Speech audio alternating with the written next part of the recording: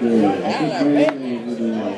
Banging on the fire. Here we go. Banging on the fire. Check. Okay.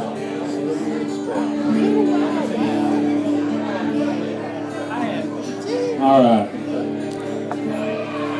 This next song I wrote with a good friend of mine, Mr. Gary Lee. We wrote this about a girl he knew. It's a true story, but we left the names out to protect the guilty.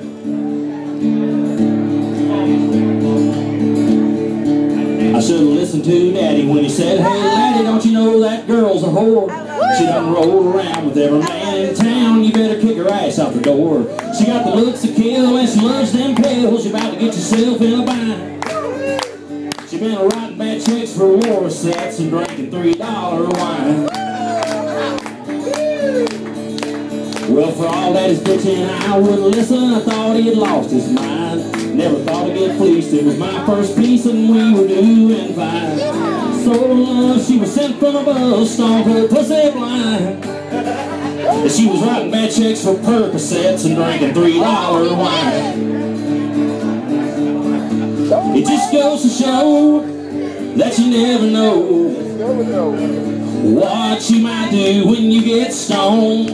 And if you talk real smooth and lay on the move, she might follow you home every time. And if you lay the root to a prostitute, you might end up doing time. She was writing bad checks for Darvasets and drinking $3 wine. All right, thank you. We've all met a few girls like that, ain't we?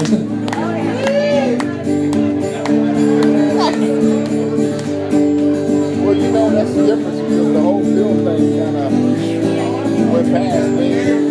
All we was, so the very next day I stopped to pay them bills overdue. And there on the sign from the FBI was staring, you know who. Wanted for extortion, lying and whoring down at the 5 and Dime.